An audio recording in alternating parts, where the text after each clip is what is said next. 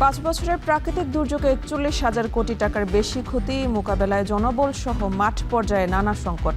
তিস্তা ও Padma barrage প্রকল্প দ্রুত বাস্তবায়নের তাগিদ বিশেষজ্ঞদের।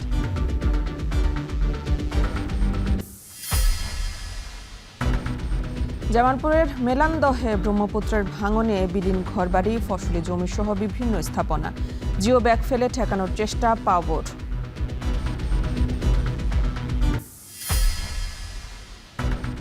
বরিশালের উদ্দেশ্যে রওনা হয়েছেন প্রধানমন্ত্রী তারেক রহমান। যোগ দেবেন সাংগঠনিক সভায়। নেই বাড়তি জাঁকজমক, বৈরী আবহাওয়ায় হচ্ছে না জনসভা।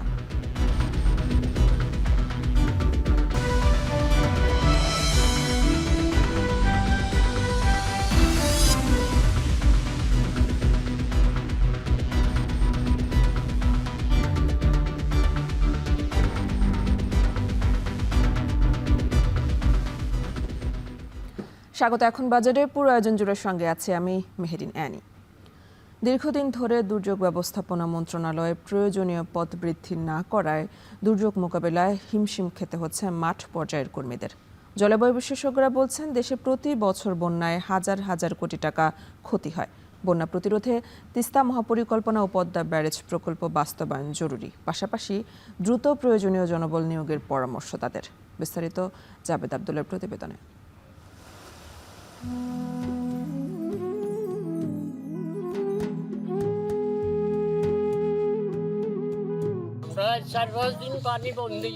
ঘরে একটা চাইলো নাই, ডাইলো নাই, আমি কি করুন? খাওয়ার কোনো জায়গা নাই, হাতে একটা পয়সা পাচ্ছি। অতি ভারী বৃষ্টি আর বন্যায় ভাসছে দেশের দক্ষিণ পূর্বাঞ্চল। ঘরবাড়ি, সড়ক, সেতু ক্ষতিগ্রস্ত হবার পাশাপাশি ভেসে গেছে মাছের ঘের, তলিয়ে গেছে ফসল। গত 7 দিনের বৃষ্টি ও পাহাড়ি ঢলে দেশের অন্তত 20টি জেলা এখন বন্যা কবলিত। 2021 থেকে 2025 সালের মধ্যে শুধু বন্যা ও ঘূর্ণিঝড়ের কারণেই দেশের অর্থনীতিতে প্রায় 41,200 কোটি টাকার ক্ষতি হয়েছে। এ সময় ক্ষতিগ্রস্ত হয়েছে 1,77 লাখেরও বেশি মানুষ। দুর্যোগ ব্যবস্থাপনা ও ত্রাণ মন্ত্রণালয়ের সাম্প্রতিক হিসেবেটি। দুর্যোগ প্রবণ অঞ্চলে ঝড়, বন্যা, জলোচ্ছ্বাস সাধারণ হলেও আগাম সতর্কতায় ক্ষয়ক্ষতি কমানো সম্ভব। আবার দুর্যোগ পরবর্তী ক্ষতি নিরূপণ আর ত্রাণ বিতরণেও পরিস্থিতি সামাল দেওয়া যায়। কিন্তু এবারের বন্যায় আগাম সতর্কতা ও ত্রাণ কার্যক্রম নিয়ে নানা অভিযোগ উঠে এসেছে। আমার ব্যবসা বাণিজ্য সব পানিতে তলায় গেছে। এখানে অবশিষ্ট বলতে আর কিছু নাই। মানুষ গরু ছাগল নিয়ে খুবই মানবতার জীবনযাপন করতেছে। মাঠ পর্যায়ে ব্যাপক শূন্যপদের কারণেই সংকট তৈরি হয়েছে জেলাগুলোতে। দুর্যোগ ব্যবস্থাপনা মন্ত্রণালয়ের প্রয়োজনের তুলনায় জনবল কম। তবে এ ব্যাপারে দুর্যোগ মন্ত্রণালয়ের অতিরিক্ত সচিব জানান, এবার বন্যা শেষ হলে সবকিছু ঢেলে সাজানো হবে। তাৎক্ষণিক এই দুর্যোগটা আল্লাহর রহমতে যখন আমরা ওটা থেকে পরিত্রাণ পাবো, তখন সেই পরিস্থিতি অনুযায়ী আমরা ঠিক করব যে আসলে তাদের কি প্রয়োজন, সেই প্রয়োজন অনুযায়ী আবার ব্যবস্থা নেওয়া হবে। বিগত সময়ে সঠিক ও যুগ উপযোগী পরিকল্পনার অভাবেই ক্ষয়ক্ষতি বেশি হয়েছে বলে মনে করেন জলবায়ু বিশেষজ্ঞরা। শুধু ত্রাণ সহায়তা নয়, বন্যা প্রতিরোধে তিস্তা মহাপরিকল্পনা ও পদ্মা ব্যারেজ প্রকল্প বাস্তবায়নও জরুরি বলে মনে করেন তিনি। রাস্তাগুলোর মধ্যে সাফিসিয়েন্ট কালভার্ট করা হয়নি। পানি উন্নয়ন বোর্ড নদীর পাড়ে প্রচুর বাঁধ বানিয়েছে, যেগুলো সামান্য চাপেই ভেঙে যায়। বাইরের পানি আপনি ঢুকতে দিলেন না বাঁধ দিয়ে, কিন্তু ভিতরের পানি নিষ্কাশনের কি ব্যবস্থা করেছেন? ভবিষ্যতে দুর্যোগ পরিস্থিতি প্রতিরোধে টেকসই প্রস্তুতি কার্যকর উদ্যোগ হতে পারে বলে মত বিশেষজ্ঞদের। জলোচ্ছ্বাসের যে দুর্যোগ, যেটা অক্টোবরের শেষ থেকে নভেম্বর পর্যন্ত থাকবে, তার আগে স্থানীয় সরকারগুলোকে আমার মেরামত করা দরকার। এজন্য সাধারণ মানুষের সচেতনতা জরুরি বলে মনে করেন দুর্যোগ ব্যবস্থাপনা বিশেষজ্ঞরা। জাবেদ আব্দুল্লাহ, এখন, ঢাকা। অতিবৃষ্টির কারণে সৃষ্ট পরিস্থিতি মোকাবেলায় সর্বোচ্চ সতর্কতা ও সমন্বয়ের সঙ্গে কাজ করতে সংশ্লিষ্ট সংস্থা ও মাঠ প্রশাসনকে নির্দেশ দিয়েছেন প্রধানমন্ত্রী তারেক রহমান। বলেন, বন্যা ও জলাবদ্ধতায় ক্ষতিগ্রস্ত মানুষের জীবন সম্পদ রক্ষা সহ দ্রুত ত্রাণ ও চিকিৎসা সেবা নিশ্চিত করতে হবে। রোববার দুপুরে সচিবালয়ে প্রধানমন্ত্রীর কার্যালয়ে অনলাইনে ৮ বিভাগীয় কমিশনার, ডিআইজি, ডিসি সহ মাঠ প্রশাসনের কর্মকর্তাদের সঙ্গে বৈঠক করেন প্রধানমন্ত্রী। এ সময় তিনি বলেন, দুর্যোগপূর্ণ পরিস্থিতিতে মানুষের জীবন ও সম্পদ রক্ষায় প্রশাসনের সর্বোচ্চ অগ্রাধিকার। এক্ষেত্রে কোনো ধরনের গাফিলতির সুযোগ নেই বলে মন্তব্য করেন তিনি। ক্ষতিগ্রস্ত মানুষের কাছে দ্রুত ত্রাণ সামগ্রী, শুকনো খাবার, বিশুদ্ধ খাবার পানি, শিশু খাদ্য, প্রয়োজনীয় ওষুধ এবং চিকিৎসা সেবা পৌঁছে দিতে নির্দেশ দেন সরকার প্রধান। একই সঙ্গে আশ্রয় কেন্দ্রের নিরাপদ পরিবেশ, পর্যাপ্ত স্যানিটেশন ব্যবস্থা, বিদ্যুৎ ও যোগাযোগ সুবিধা সচল রাখার উপর গুরুত্বারোপ করেন তিনি।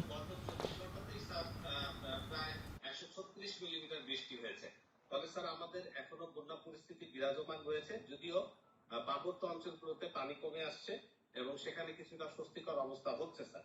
স্যার আমাদের 5টি জেলায়, স্যার আমাদের 11টি জেলা নিয়েই কথা বলছি, তবে 5টি জেলাতে আমাদের এখন আক্রান্ত ইউনিয়নের সংখ্যা আসলে। আজ বরিশাল সফরে যাচ্ছেন প্রধানমন্ত্রী তারেক রহমান। তার আগমনকে ঘিরে ইতিমধ্যে সকল প্রস্তুতি সম্পন্ন হয়েছে, নেওয়া হয়েছে বাড়তি নিরাপত্তা। আর এই বিষয়ে বিস্তারিত জানাতে বরিশাল থেকে যুক্ত আছেন সহকর্মী অমিত হাসান। অমিত, প্রধানমন্ত্রীর আগমন ঘিরে প্রস্তুতি কেমন দেখছেন আমাদের জানাবেন। একটু জানিয়ে রাখি যে প্রধানমন্ত্রী হওয়ার পরেই প্রথম বরিশাল সফর করছেন প্রধানমন্ত্রী তারেক রহমান, যার কারণে কিন্তু বরিশালের যে বিএনপির নেতাকর্মীরা রয়েছেন, সমর্থকরা রয়েছেন, নগরবাসী রয়েছেন, বেশ উচ্ছ্বাসিত আমরা দেখেছি। গত 2-3 ধরেই তারা দফায় দফায় কিন্তু আনন্দ মিছিল করেছেন, নগরের বিভিন্ন সড়ক তারা প্রদক্ষিণ করেছেন। এবং নিরাপত্তার কথা যদি বলি, তাহলে বরিশালের যে নগরীর বেশ কিছু পয়েন্টে আমরা দেখেছি তারা আসলে বিভিন্ন পয়েন্টে নিরাপত্তা ব্যবস্থা জোরদার করেছে, চেকপোস্ট বসানো হয়েছে এবং বেশ কয়েকদিন ধরেই তার যে সফর যে জায়গাগুলো রয়েছে, পরিদর্শনের যে জায়গাগুলো রয়েছে, সেই জায়গাগুলোতেও যারা প্রশাসনের কর্মকর্তারা রয়েছেন তারা পরিদর্শন করছেন এবং সেখানে কোনো সমস্যা রয়েছে কিনা সেটিও কিন্তু পরিদর্শন করছেন।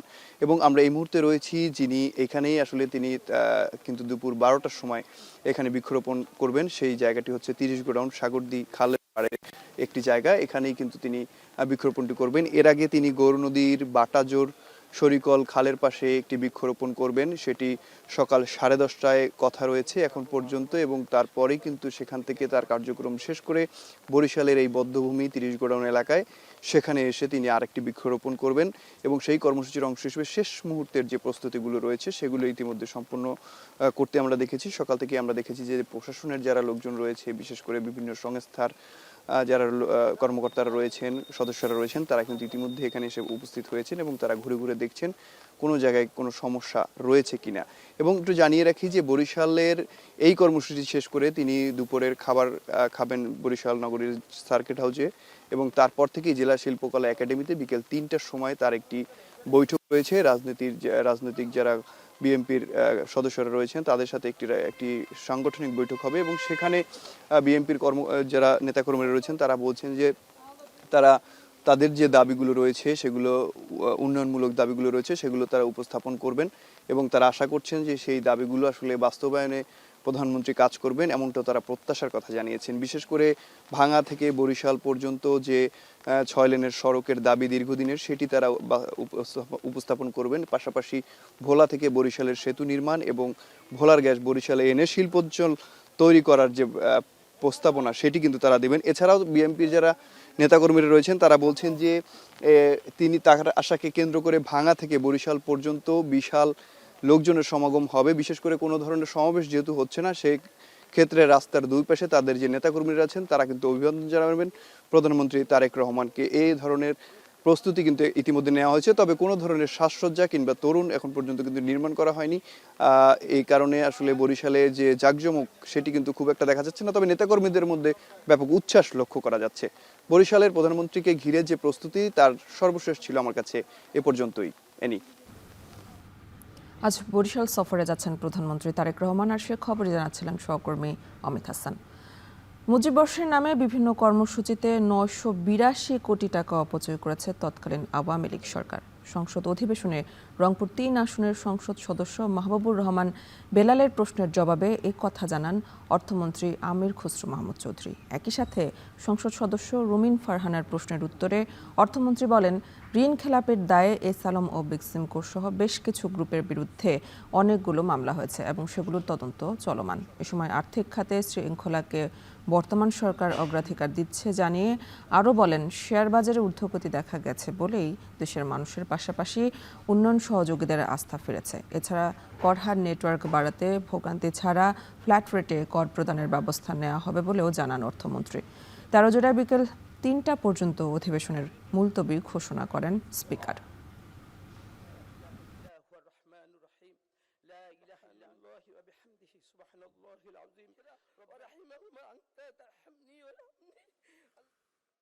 মুজিব বর্ষ পালন উপলক্ষে প্রতিটি জেলা উপজেলায় বিভিন্ন ধরনের কর্মসূচি বাস্তবায়ন এবং শেখ মুজিবের ছবি ও বেদি তৈরি, বিভিন্ন সরকারি অফিসে ব্রোঞ্জ, তামা, মার্বেল পাথরের মূর্তি বানাইতে এবং রাষ্ট্রীয়ভাবে সময় গণনার ডিজিটাল বোর্ড তৈরিতে সকল মন্ত্রণালয় বিভাগ সর্বমোট 982,91,74,74,000 কোটি টাকা ব্যয় করেছে মাননীয় স্পিকার। জামালপুরের মেলান্দহে ব্রহ্মপুত্র নদের ভাঙনে বিভিন্ন স্থানে ঘরবাড়ি, ফসলি জমি সহ বিভিন্ন গুরুত্বপূর্ণ প্রতিষ্ঠান নদী গর্ভে বিলীন হয়েছে। ভাঙন আতঙ্কে আরও বসতবাড়ি, ফসলের মাঠ, গুচ্ছগ্রাম, কবরস্থান। অন্যদিকে বেশ কয়েকটি নদ নদীর পানি বৃদ্ধি অব্যাহত রয়েছে, যদিও ভাঙন কবলিত এলাকায় জিও ব্যাগ ফেলে ভাঙন প্রতিরোধে কাজ করেছে বলে জানায় জামালপুর পানি উন্নয়ন বোর্ড। জুয়েল রানার তথ্য, ছবিতে বিস্তারিত। মেলান্দহ উপজেলার 55 বছর বয়সী কৃষক মুসা ফারাজি। দীর্ঘ 17 বছর যাবৎ ব্রহ্মপুত্র নদের করাল গ্রাসের শিকার তার পরিবার। ইতিমধ্যে একাধিকবার বসতভিটা সহ 25 বিঘা ফসলি জমি নদীর গর্ভে বিলীন হয়েছে। গত 15 দিন ধরে নদের পানি বাড়ায় আতঙ্ক আর উৎকণ্ঠায় দিন কাটছে তার। 25 বিঘা জমি নদীর থেকে থাকা, এনে ফল 2-3 বিঘা জমি আছে, বাড়িঘর করে আছি, তাও এই বছর যাবো গা। এই বছর গেলে গাই আমরা যার কি করে খাম, কই যায় থাকবো, আমার কোনো উপায় নাই।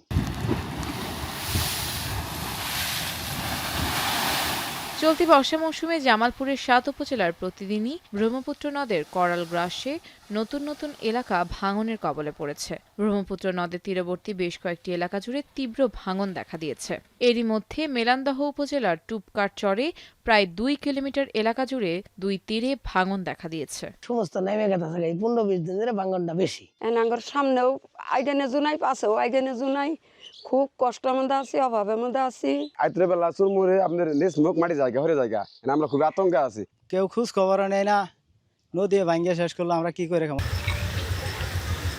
ব্রহ্মপুত্র নদের টুপকার চর সহ বিভিন্ন জায়গায় ভাঙন প্রতিরোধে দ্রুত ব্যবস্থা গ্রহণ করার প্রস্তুতি চলছে বলে জানায় পানি উন্নয়ন বোর্ড। আশ্রয়ণ প্রকল্প সংলগ্ন ভাঙন এরিয়ায় আমরা 120 মিটার অস্থায়ী জরুরি আপৎকালীন কাজ গ্রহণ করেছি। পাশাপাশি মেইন যে পার্ক ব্রহ্মপুত্রের, সেখানেও ভাঙন রয়েছে টুপকার চর এরিয়ায়। সেই সকল ভাঙন আমাদের অবজারভেশনে আছে। আমরা পর্যায়ক্রমে আমাদের অনুন্নয়ন রাজস্ব বাজেট বা কোনো অন্যান্য প্রকল্পের আওতায় এখানে পার্মানেন্ট প্রোটেকশনের দিকে যাব। নদী ভাঙনের শিকার হয়ে এলাকা ছাড়া সহ সড়কের পাশে দুচালা করে আশ্রয় নিয়েছে অনেকেই। এছাড়া ফসলি জমি হারিয়ে কাজ না থাকায় মানবেতর জীবনযাপন করছে পরিবারগুলো। এখন জামালপুর। একসময় নদীর বুক চিরে ছুটে চলত নৌকা, জেলের জালে ধরা পড়ত ঝাঁকে ঝাঁকে রূপালী মাছ, আর তার স্বচ্ছ জলে বেঁচে থাকত হাজারো কৃষকের স্বপ্ন। অথচ সেই ইচ্ছামতী আজ লড়ছে নিজের অস্তিত্ব টিকিয়ে রাখার লড়াইয়ে। অপরিকল্পিত বাঁধ, বেদখল আর বছরের পর বছর অবহেলায় প্রাণবন্ত এই নদী পরিণত হয়েছে একটি স্থবির, দূষিত জলাশয়ে। বিস্তারিত আসাদ জামানের প্রতিবেদনে। মানিকগঞ্জ হরিরামপুরের ইছামতি নদী, যে নদী একদিন ছিল এই জনপদের প্রাণভোমরা, আজ তার বুকে নেই স্রোতের কলতান, নেই জীবনের কোনো স্পন্দন। নদীর বিভিন্ন অংশে গড়ে তোলা হয়েছে একের পর এক বাঁধ। কোথাও সেই বাঁধের ওপর বসে গেছে রাস্তা, কোথাও আবার গজিয়ে উঠেছে দোকানপাট, এমনকি বসতবাড়িও। ফলে পদ্মার পানি আর পৌঁছাতে পারছে না ভাতসালা, দিয়ার কিংবা গোপীনাথপুরের মতো বিস্তৃত বিলগুলোতে। একে একে শুকিয়ে যাচ্ছে জলাশয়, হারিয়ে যাচ্ছে দেশীয় প্রজাতির মাছ, আর পানির অভাবে চরম দুর্ভোগে দিন কাটাচ্ছে কৃষক ও জেলে পরিবারগুলো। এদিকে বর্ষা এলেও মেলে না স্বস্তি। বাঁধে আটকা পড়া কচুরিপানা পচে ছড়াচ্ছে উৎকট দুর্গন্ধ। নদীতে জমছে গৃহস্থালির বর্জ্য আর মানব বর্জ্যের স্তূপ। দূষিত এই পানিতে বাড়ছে মশার উপদ্রব। ভেঙে পড়েছে পরিবেশের স্বাভাবিক ভারসাম্য। যে নদী একদিন মানুষের জীবনের ভরসা ছিল, আজ সেই নদী যেন হয়ে উঠেছে দুর্ভোগের আরেক নাম। ইছামতি নদীতে পানি নাই, এই জন্য কৃষিকাজের অবস্থান তেমন একটা ভালো না। কত পানি আসলো, কাটা ফলা অনেক মাছ মারছে, এই মারছে, বড় বড় নৌকা গেছে। এই নদীতে আমরা আগে জিটকা যাইতাম, জিটকা থেকে আবার এদিকে বাড়ির টাকার হাট করতাম, তারপরে বিভিন্ন জায়গায় যাতায়াত করতাম। এখানে বাড়ির টাকা ঢাকা পর্যন্ত যাওয়া গেছে। হাতে গোনা কয়েকজন ব্যক্তি স্বার্থের জন্য এই ইছামতি নদীকে গলা টিপে হত্যা করা হয়েছে। এখন আমরা চাইতেছি এই নদীটা খুলে দিলে বোধহয় আমাদের জন্য ভালো হয়। পানি উন্নয়ন বোর্ড বলছে, নদীর হারানো স্বাভাবিক প্রবাহ ফিরিয়ে আনতে চিহ্নিত করা হচ্ছে অবৈধ বাঁধ। পর্যায়ক্রমে সেগুলো অপসারণ করা হবে। নদীর প্রবাহ ঠিক রাখার জন্য আমরা কাজ চালিয়ে যাচ্ছি এবং নদীর উপর দিয়ে যে সমস্ত ক্লোজার অর্থাৎ স্থানীয় জনগণ সুবিধার জন্য বাঁধ তৈরি করেছেন এবং বাঁধগুলো অপসারণ করে আমরা হাইড্রোলিক স্ট্রাকচার বসিয়ে যেন নদীর প্রবাহ সঠিক রাখা যায় সেই ব্যাপারে আমাদের কাজ চলমান আছে। একটি নদী শুধু পানির ধারা নয়, এটি একটি জনপদের জীবন, জীবিকা আর প্রকৃতির অস্তিত্ব। তাই ইছামতিকে বাঁচাতে দখলমুক্ত, অপ্রয়োজনীয় বাঁধ অপসারণ এবং দ্রুত পুনঃখননের দাবি স্থানীয়দের। আসাদ জামান, এখন মানিকগঞ্জ। মগরা নদীকে কেন্দ্র করে নেত্রকোনা শহর গড়ে উঠলেও দখল দূষণে নদীটি আজ মৃতপ্রায়। নদীটি পরিণত হয়েছে ময়লার ভাগাড়ে। বর্ষা মৌসুমেও পানি ব্যবহারে অনুপযোগী। দীর্ঘদিনের আন্দোলনের পর নদী পুনরায় জীবিতকরণ প্রকল্প পাশ হলেও মেয়াদের অর্ধেক সময় চলে গেছে কাগজপত্র তৈরিতেই। খনন কাজ আদৌ শুরু হবে কিনা এমন প্রশ্ন নগরবাসীর। তবে পানি উন্নয়ন বোর্ড সহ সংশ্লিষ্টরা বলছেন সময়ের মধ্যে শুরু হবে খনন কাজ। রিফাত আহমেদ রাসেলের প্রতিবেদনে বিস্তারিত। নেত্রকোনার ব্যস্ততম মগরা নদীর পাটগুদাম ঘাট। এই ঘাটে ছোট বড় নৌকার ভিড় থাকলেও এখন ময়লা আবর্জনায় ভরা। দেখে বোঝার উপায় নেই এটি একসময়ের ব্যস্ততম ঘাট। দখল দূষণে মগরা নদী এখন মৃতপ্রায়। কয়েক দশকে দুবার দখল করে গড়ে উঠেছে শত শত অবৈধ স্থাপনা। বাসাবাড়ি, দোকানপাট, ব্যবসা বাণিজ্যের ময়লার ডাস্টবিনে পরিণত হয়েছে নদী। পাটপট্টি গোদারাঘাট আগে ফেরে গিয়ে টলাঘাট ছিল, পাট আসতো, ধান আইতো, চাউল আইতো। তখন বর্তমানে এইগুলো আসে না, তখন এই অবস্থা ময়লা ঘাট হয়েছে। পরিচর্যা করা যায় তাহলে অবশ্য আগের প্রাণ ফিরে দেবো। আর নদীটা এই শহরের একটা প্রাণ। 2020 সালে 316টি দখল চিহ্নিত করলেও গত 5 বছরে তা বেড়ে হয়েছে 5 শতাধিক। সংশ্লিষ্টরা উদ্যোগ নিলেও কাগজপত্রে দেখানো হয়েছে মাত্র 2 শতাধিক স্থাপনা উচ্ছেদ। 2025 সালে 2 বছর মেয়াদী নদী পুনর্জীবিতকরণ প্রকল্পের অনুমোদন হলেও কাগজে পত্রে তা সীমাবদ্ধ। ফলে 2027 সালে মেয়াদ শেষ হবার কথা থাকলেও এখনো কাজই শুরু হয়নি। দীর্ঘদিন ধরে বিভিন্ন পরিবেশবাদী সংগঠনগুলো নদীর দখল উচ্ছেদ করে খননসহ সৌন্দর্য বর্ধনের দাবি জানিয়ে আসছে। পানি উন্নয়ন বোর্ড বলছে টেন্ডার প্রক্রিয়া শেষ, চিহ্নিতকরণ তালিকা প্রস্তুত শেষে দ্রুতই শেষ হবে কাজ। আমরা আশা করছি যে এই প্রকল্পটা বাস্তবায়ন করলে এখানে সকলের যে প্রত্যাশা ছিল নদীটা পুনর্জীবিত হবে এবং নদীর দুই পাশে পরিবেশটা সুন্দর হবে, সেই উদ্যোগ নিয়ে আমরা কাজ বাস্তবায়নের জন্য চেষ্টা চালাচ্ছি। অবৈধ স্থাপনা চিহ্নিতকরণ, উচ্ছেদ কার্যক্রম, এই কাজের মধ্যে অর্ধেক কাজ হয়ে গেছে। এখন উচ্ছেদ করার আগে স্টেক হোল্ডার মিটিং, সেই স্টেক হোল্ডার মিটিংয়ে বৃহত্তর পর্যায়ে আমাদের সম্পৃক্ত জনপ্রতিনিধিদের সম্পৃক্ত করে ওইখানে সিদ্ধান্ত মোতাবেক আমরা উচ্ছেদ অভিযানটা করব, কারণ উচ্ছেদ অভিযানটা কিন্তু একটা ক্রিটিক্যাল ইস্যু। মগরা নদী পুনর্জীবিতকরণ প্রকল্পে নেত্রকোনা সদর হতে আটপাড়া পর্যন্ত 41 কিলোমিটার খনন কাজ করার কথা। এর জন্য ব্যয় ধরা হয়েছে 48 কোটি 49 লাখ টাকা। রিফাত আহমেদ রাসেল, এখন নেত্রকোনা। সোনা মসজিদ স্থলবন্দরে জায়গার সংকট, ভারতীয় অংশে একতরফা মূল্য বৃদ্ধি এবং ঘন ঘন আমদানি রপ্তানি বন্ধ থাকার কারণে কার্যত স্থবির হয়ে পড়েছে। বন্দরে পর্যাপ্ত ইয়ার্ড না থাকায় প্রতিদিন ভারত থেকে আসা ৩০০ থেকে ৩৫০টি পণ্যবাহী ট্রাকের চাপ সামলানো কঠিন হয়ে পড়ছে। খালাস কার্যক্রমে ধীরগতি, দীর্ঘ যানজট ও ব্যবসায়ীদের অতিরিক্ত ব্যয় বাড়ছে। বছরে কোটি কোটি টাকার রাজস্ব হারানোর পাশাপাশি সংকট কাটাতে দ্রুত বন্দর সম্প্রসারণ ও প্রয়োজনীয় অবকাঠামো উন্নয়নের দাবি সংশ্লিষ্টদের। সোয়ান মাহমুদের তথ্য ছবিতে বিস্তারিত।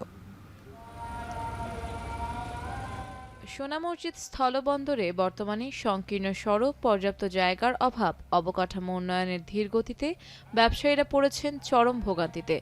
এর সঙ্গে ভারতীয় অংশে একতরফাভাবে বিভিন্ন চার্জ ও মূল্যবৃদ্ধি পরিস্থিতি আরও জটিল করেছে, যার কারণে 2025-26 অর্থবছরে রাজস্ব আদায়ে প্রায় 282 কোটি টাকার ঘাটতি হয়েছে। ফাইলের জন্য আমাকে রাষ্ট্রে পাঠাতে হয়, টাইম লাগে, প্রসেস লাগে, এই জন্য আপনার মনে করেন হয় না, আর ফিজিক্যালি না থাকলে হয় না। আমাদের কাস্টমার সার্ভিস দরকার। এলসি পেতে যতটুকু সমস্যা, তার থেকে ফল আমদানি করতে প্রশাসনিকভাবে যে পদ্ধতিগুলি, এখানেই বেশি আমরা বাধাগ্রস্ত। ব্যবসায়ীদের অভিযোগ, গার্মেন্টস পণ্য স্থলবন্দরের পরিবর্তে সমুদ্র বন্দর দিয়ে রপ্তানি করা হচ্ছে, ফলে সোনা মসজিদ স্থলবন্দরের কার্যক্রম ও রাজস্ব আদায় কমে যাচ্ছে। আমাদের উৎপাদন ক্ষমতা আছে, তারপরেও আমরা দিতে পারছি না, একমাত্র সি পোর্টে যাওয়াতে। যদি এটা ল্যান্ড পোর্টে যদি ফিরে আসে, তাহলে অবশ্যই এক্সপোর্টের ক্ষেত্রে এটা ব্যবসার জীবন পাবে। এই বন্দরে আগে মাসুল নিত এক পাটের, মানে একবার আনলোড করলে, মানে লোড আনলোড করলে একবার বিল নিত। এখন তারা কি করে, ডবল বিল নেয়।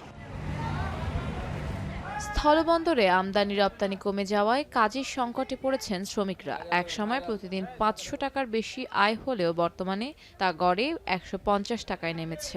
কাজ কাম অতি কম আপনার, এবং দিন মজুরি কম পাচ্ছি আমরা লেবারেরা। কোন দিন গাড়ি এখানটা পাচ্ছি, কোন দিন পাই না, আমরা কি করে খাবো? শ্রমিক নেতাদের দাবি, অবকাঠামো উন্নয়ন না হওয়ায় পণ্য আমদানি কমছে। 300 তে মনে করে 100 ঢুকে, অন্যান্য মালামাল বাকি 200 ঢুকে পাথর। পাথরের তো জিসিবি দিয়ে আনলোড হয়, আমাদের শ্রমিকের কোনো এখানে কর্ম নাই। অবকাঠামোগত সমস্যার কারণে ব্যবসায়ীরা মুখ ফিরিয়ে নিচ্ছেন, তাই পূর্ণাঙ্গ স্থলবন্দর গঠনের দাবি C&F নেতাদের। নানান জটিলতায় আমরা ভোগান্তিতে থাকি। অনেক ইম্পোর্টার এখানে হয়রানির কারণে, যানজটের কারণে আসতে চায় না। এই পোর্টটা যাতে বৈধ পথে বৈধ পণ্য আসে, এটার জন্য আমরা প্রশাসন সহ সর্বোত্তম জায়গায় আমরা আলোচনা করছি এই অসাধু ব্যবসায় বন্ধ করার জন্য। বন্দরের পরিধি বাড়াতে সরকারের কাছে আরও 22 একর জমি বরাদ্দের আবেদন করা হয়েছে বলে জানিয়েছে পানামা পোর্ট লিংক লিমিটেড কর্তৃপক্ষ। অন্যদিকে নানা সমস্যার কারণে 2025-26 অর্থবছরে প্রায় 282 কোটি টাকার রাজস্ব ঘাটতি হয়েছে বলে দাবি কাস্টমসের। স্থলবন্দরের সাথে যে এগ্রিমেন্ট আছে সে অনুযায়ী টোটাল কার্যক্রম সম্পন্ন হয়েছে এবং 22 একরের আর একটা আবেদন দেওয়া আছে, এটা চলমান। এটা হলে হয়তো আমাদের তখন আরও আমদানি রপ্তানি কার বৃদ্ধি পাবে এবং রাজস্ব আদায় হবে বলে আমি আশা করি। ব্যাংকের সঙ্গে এবং এখানে যারা স্টক হোল্ডার আছেন তাদের সাথে বিভিন্ন সময় সভা সেমিনার আমরা করছি।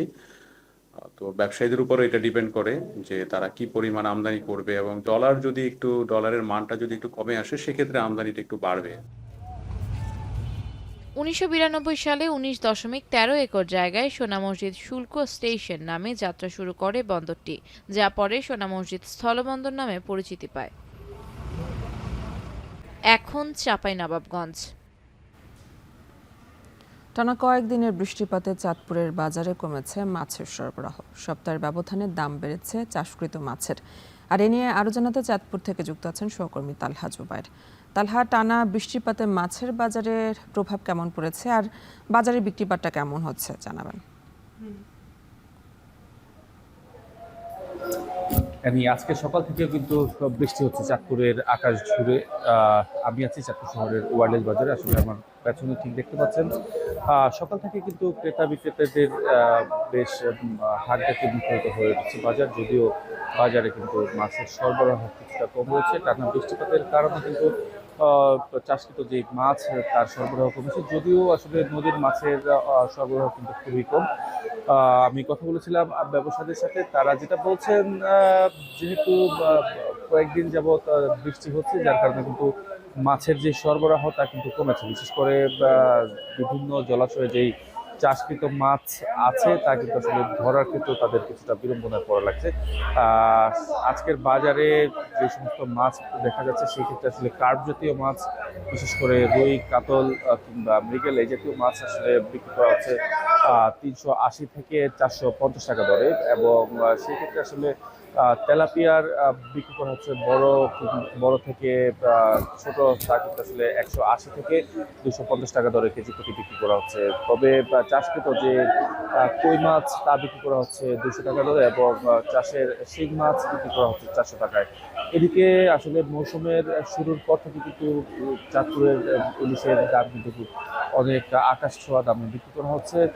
সেই দাম কিন্তু এখনো অব্যাহত রয়েছে, যদিও বৃষ্টিপাতের বাড়ার ফলেও কিন্তু নদীতে জেলেদের জালে কাঙ্ক্ষিত ইলিশ না পাওয়ার কারণে স্থানীয় যে বাজারগুলো রয়েছে সেখানে কিন্তু ইলিশের দাম কিন্তু চড়াই যাচ্ছে। আজকের বাজারে যা দেখতে পাচ্ছি সেক্ষেত্রে আসলে নোয়াখালী থেকে আমদানিকৃত যে ইলিশ 600 গ্রাম থেকে 650 গ্রাম 700 গ্রাম ওজনের ইলিশ তা বিক্রি করা হচ্ছে 2000 টাকা কেজিতে। তাছাড়া 400 গ্রাম কিংবা 500 গ্রাম ওজনের ইলিশ বিক্রি করা হচ্ছে 1300 টাকায়, এবং ছোট সাইজের ইলিশ 3 কেজি এই ধরনের ইলিশ বিক্রি করা হচ্ছে 1100 থেকে 1150 টাকা দরে। আসলে ব্যবসায়ীরা বলছেন যদি ইলিশের মাছের সরবরাহ যদি স্বাভাবিক হয় তখন আবার দাম নিয়ন্ত্রণে চলে আসবে বলে তারা বলছেন। সবকিছু মিলিয়ে এই ছিল আমার কাছে চাঁদপুর থেকে মাছ বাজারের সবশেষ। চাঁদপুরের মাছের বাজার নিয়ে জানাচ্ছিলেন সহকর্মী তালহা জুবায়ের। বর্ষিয়ান রাজনীতিবিদ ও সাবেক স্পিকার ব্যারিস্টার জমির উদ্দিন সরকারের প্রতি শ্রদ্ধা জানিয়ে আজ সারা দেশে শোক পালন করবে বিএনপি। রোববার বিকেলে সংসদের দক্ষিণ প্লাজায় তার শেষ জানাজা হয়। অংশ নেন প্রধানমন্ত্রী সহ বিভিন্ন দলের শীর্ষ নেতৃবৃন্দ। পরে সংসদ প্রাঙ্গণে চিরনিদ্রায় শায়িত হন 95 বছর বয়সী এই রাজনীতিবিদ। ইমদাদুল আজাদের প্রতিবেদনে বিস্তারিত।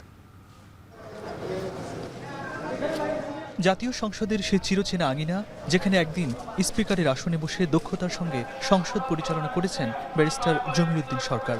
আজ সে চেনা চত্বরে ফিরলেন তিনি, নিথর দেহে সাদা কাফনে মোড়ানো বিদায় যাত্রী হয়ে। সাবেক স্পিকারের প্রতি শ্রদ্ধা জানিয়ে অর্ধবেলা বন্ধ রাখা হয় সুপ্রিম কোর্টের উভয় বিভাগের কার্যক্রম। রোববার সকালে ধানমন্ডির তাকওয়া মসজিদে প্রথম দফা জানাজা শেষে তার মরদেহ নিয়ে আসা হয় জাতীয় সংসদ ভবনের দক্ষিণ প্লাজায়। এখানে অনুষ্ঠিত হয় শেষ জানাজা। জানাজায় অংশ নেন রাজনৈতিক ব্যক্তিত্ব থেকে শুরু করে তার দীর্ঘদিনের সহকর্মীরা।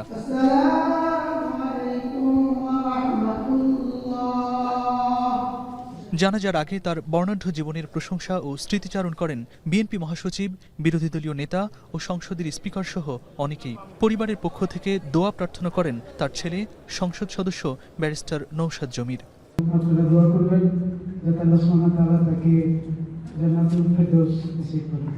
এই সংসদকে তিনি স্পিকার হিসেবে দক্ষভাবে পরিচালনা করেছেন। আমি কয়েকটি সংসদে তার সহকর্মী ছিলাম, মুগ্ধ হয়ে তার সংসদ পরিচালনা দেখেছি। তিনি অত্যন্ত সাদা মনে মানুষ ছিল, শত্রুমিত্র সবাইকে আপন করে নিতে পারতেন, সবাইকে ভালোবাসতেন। রাজনীতির সবচেয়ে বড় জিনিসটা আমাদের কাছে মনে হয় তিনি গণতন্ত্রের ব্যাপারে ছিলেন একেবারে অবিচল। এখানকার আস্থা ছিল একেবারে অসাধারণ। আমরা এই অসাধারণ মানুষটিকে আর ফিরে পাবো না। তার যে কাজ, সেই কাজগুলো যদি আমরা অনুসরণ করতে পারি তাহলে আমরা অবশ্যই উপকৃত হব। জানাজা শেষে তার কফিনে শ্রদ্ধা জানান প্রধানমন্ত্রী তারেক রহমান, বিরোধী দলীয় নেতা, স্পিকার সহ অনেকেই। এরপর সংসদ ভবন চত্বরেই চিরনিদ্রায় শায়িত করা হয় বর্ষিয়ানি রাজনীতিবিদকে। ইমদাদুল আজাদ, এখন, ঢাকা। থাইল্যান্ডে ব্যাংককে বারে ভয়াবহ অগ্নিকাণ্ডে 27 জন প্রাণ হারিয়েছেন। এছাড়া আহত হয়ে হাসপাতালে ভর্তি আছেন অন্তত 63 জন, যাদের মধ্যে 22 জনের অবস্থা আশঙ্কাজনক। সোমবার ভোরে ব্যাংককের চাতুচাক এলাকার জনপ্রিয় রং বিয়ার নালাত ফ্রাও বারে আগুনের ঘটনা ঘটে। এ সময় মুহূর্তেই আগুন চারদিক ছড়িয়ে পড়লে ভবন থেকে বেরিয়ে আসতে ছুটাছুটি শুরু করেন ভেতরে আটকা পড়ারা। পরে দমকল কর্মীদের প্রায় 30 মিনিটের চেষ্টায় আগুন নিয়ন্ত্রণে আসে। ঘটনাস্থল পরিদর্শন শেষে থাইল্যান্ডের প্রধানমন্ত্রী আনুতিন চার্নভিরাকুল জানান, ভবনের পেছনের শৌচাগার থেকে সবচেয়ে বেশি মরদেহ উদ্ধার করা হয়েছে। আগুন থেকে বাঁচতে সেখানে আশ্রয় নিয়েছিলেন তারা। তবে অগ্নিকাণ্ডের প্রকৃত কারণ এখনও জানা যায়নি। এরই মধ্যে কারণ উদ্ঘাটনে তদন্ত শুরু করেছে কর্তৃপক্ষ। শুধু প্রাকৃতিক কারণ নয়, আবহাওয়ার প্যাটার্নে অস্বাভাবিক পরিবর্তনের জন্য মনুষ্যসৃষ্ট জলবায়ু পরিবর্তনও দায়ী বলে মনে করছেন বিশেষজ্ঞরা। তাদের মতে জীবাশ্ম জ্বালানি পুরানো, গ্রিনহাউস গ্যাস নির্গমন ও বন উজাড়ের মতো মানবসৃষ্ট কর্মকাণ্ডে বায়ুপ্রবাহের দুটি ধরন, রসবিদ তরঙ্গ ও জেট স্ট্রিমের আচরণে পরিবর্তন এসেছে। ফলে বন্যা, তাপপ্রবাহ, দাবানলের মতো ঘন ঘন প্রাকৃতিক দুর্যোগে চরম ভাবাপন্ন আবহাওয়ার সাক্ষী হচ্ছে বিশ্ব। বিস্তারিত অর্ণব প্রসাদের প্রতিবেদনে। এক সপ্তাহের মধ্যে দ্বিতীয়বার শক্তিশালী টাইফুনের কবলে চীন। অব্যাহত তাপপ্রবাহের মধ্যেই দাবানলে পড়ছে স্পেন, ফ্রান্স, পর্তুগাল ও গ্রিসের বনাঞ্চল। ইউরোপ থেকে দাবানলের ব্যাপ্তি ছড়িয়ে পড়েছে যুক্তরাষ্ট্রেও। আবহাওয়ার প্যাটার্নে ক্রমাগত পরিবর্তনের ফলে ফের ঘুরে ফিরে বিশেষজ্ঞদের কাঠগড়ায় জলবায়ু পরিবর্তন। দশকের পর দশক ধরে যে জলবায়ুর পরিবর্তন নিয়ে শঙ্কা জানিয়ে আসছিলেন আবহাওয়াবিদরা, প্রকৃতিতে আজ তা স্পষ্ট। এ কারণে গরম, বর্ষা কিংবা শীত কোনো ঋতুতেই প্রকৃতি তার আপন নিয়ম কিংবা ছন্দে নিজেকে মেলে ধরছে না।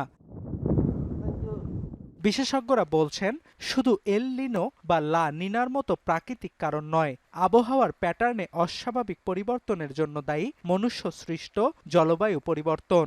পৃথিবী উষ্ণ হওয়ার সঙ্গে সঙ্গে বায়ুপ্রবাহের দুটি ধরন, রশ্মি তরঙ্গ ও জেট স্ট্রিমগুলো আরো তরঙ্গায়িত হয়ে ওঠে, যা আকস্মিক ও বৃহৎ পরিসরে তাপমাত্রার পরিবর্তনে ভূমিকা রাখে। জেট স্ট্রিম হলো বায়ুমণ্ডলের উপরিভাগে পশ্চিম থেকে পূর্ব দিকে অত্যন্ত তীব্র গতিতে প্রবাহিত বায়ুর স্বরূপ স্রোত। অন্যদিকে রশ্মি তরঙ্গ হলো জেট স্ট্রিমের সেই আঁকাবাঁকা ও সর্পিল গতিপথ। এই তরঙ্গগুলো বিষুব রেখা অঞ্চলের উষ্ণ বাতাসকে মেরুর দিকে এবং মেরুর ঠান্ডা বাতাসকে বিষুব রেখার দিকে প্রবাহিত করে তাপমাত্রার ভারসাম্য বজায় রাখে। তবে মানবসৃষ্ট কারণে রশ্মি তরঙ্গ কখনো কখনো এক জায়গায় স্থির হয়ে পড়ে, ফলে দীর্ঘ সময় ধরে খরা, হিটওয়েভ বা বন্যার মতো প্রাকৃতিক দুর্যোগের সৃষ্টি হয়। আবহাওয়াবিদদের শঙ্কা, এই পরিবর্তনগুলো সামনের দিনগুলোতে আবহাওয়ার প্যাটার্নকে আরো বেশি অস্বাভাবিক করে তুলবে এবং এর সবচেয়ে নেতিবাচক প্রভাব পড়বে উন্নয়নশীল দেশগুলোতে। কেননা এর প্রভাব মোকাবিলার জন্য প্রয়োজনীয় অবকাঠামো ও সম্পদের অভাব রয়েছে এসব দেশে। পাশাপাশি গরম ও ঠান্ডা অবস্থার মধ্যে আকস্মিক পরিবর্তন মানবদেহে চাপ সৃষ্টি করে। এতে বাড়ছে অসুস্থতা ও মৃত্যু ঝুঁকিও। অর্ণব প্রসাদ, এখন বিশ্ব। গৃহযুদ্ধে বিপর্যস্ত ইয়েমেনে নতুন করে ছড়িয়ে পড়েছে কলেরা প্রাদুর্ভাব। রোগীর সংখ্যা বাড়তে থাকায় দিনরাত এক করে চিকিৎসা দিয়ে যাচ্ছেন স্বাস্থ্যকর্মীরা। তবে ওষুধ সহ অন্যান্য প্রয়োজনীয় সামগ্রী পর্যাপ্ত না থাকায় ব্যাঘাত ঘটছে চিকিৎসা সেবায়। বিশেষজ্ঞরা বলছেন, পয়ঃ নিষ্কাশন ব্যবস্থা ভেঙে পড়ায় ও অনিরাপদ পানির উৎসের কারণে বাড়ছে কলেরা আক্রান্ত রোগীর সংখ্যা। অর্ণব প্রসাদের আরও একটি প্রতিবেদন। এক দশকেরও বেশি সময় ধরে চলমান গৃহযুদ্ধে ভেঙে পড়েছে ইয়েমেনের স্বাস্থ্য ব্যবস্থা। এবার দেশটির জন্য মরার উপর খাড়ার ঘা হয়ে দাঁড়িয়েছে নতুন করে ছড়িয়ে পড়া কলেরা প্রাদুর্ভাব। হাসপাতালগুলোতে দিন দিন বাড়ছে রোগীর সংখ্যা, কিন্তু ওষুধ সহ অন্যান্য প্রয়োজনীয় সামগ্রী পর্যাপ্ত না থাকায় ব্যাঘাত ঘটছে চিকিৎসা সেবায়। এরপরও দিনরাত এক করে রোগীদের চিকিৎসা দিয়ে যাচ্ছেন স্বাস্থ্যকর্মীরা। চিকিৎসকরা বলছেন, গৃহযুদ্ধ ও আন্তর্জাতিক সংস্থাগুলোর সহায়তার অভাবে ফের মাথাচাড়া দিয়ে উঠেছে কলেরা প্রাদুর্ভাব। انتشار لعدد من الامراض والاوبئه على مستوى اليمن بشكل عام. طبعا من ضمن هذه الاوبئه هو مرض انتشار مرض الكوليرا. الكوليرا طبعا هو احد الامراض الذي جاءت نتاج للحرب وتفشت بشكل كبير جدا. বিশ্ব স্বাস্থ্য সংস্থার তথ্য বলছে, চলতি বছর এখন পর্যন্ত ইয়েমেনে ৫,০০০ সন্দেহভাজন কলেরা রোগী শনাক্ত করা হয়েছে এবং রোগটিতে ৭ জন প্রাণ হারিয়েছেন। আর কলেরার হটস্পটে পরিণত হয়েছে আন্তর্জাতিকভাবে স্বীকৃত ইয়েমেন সরকারের নিয়ন্ত্রণাধীন এলাকা তাইজ। أنا ما فيش طرش ما أجيبش النوم تعب ضيق تتلفلف روحي تتلفلف حقي تتلفلف من أنا لأنني بين الضغط السكر أنا خايفة الضغط السكر والضغط. সন্দেহভাজন রোগীর সংখ্যার দিক থেকে বিশ্বে কলেরা আক্রান্ত দেশের তালিকায় ৭ম অবস্থানে ইয়েমেন। বিশেষজ্ঞরা বলছেন, গৃহযুদ্ধে বিপর্যস্ত দেশটিতে পয় নিষ্কাশন ব্যবস্থা ভেঙে পড়ায় ও অনিরাপদ পানির উৎসের কারণে বাড়ছে কলেরা আক্রান্ত রোগীর সংখ্যা। অর্ণব প্রসাদ, এখন বিশ্ব। শেষ করছে এখন বাজার। এখন টেলিভিশন ওয়েবসাইটে দেখতে ভিজিট করুন www.এখন.tv। এছাড়া ফেসবুকে দেখতে ভিজিট করুন facebook.com/tv.এখন এবং ইউটিউবে দেখতে ভিজিট করুন youtube.com/c/এখন tv।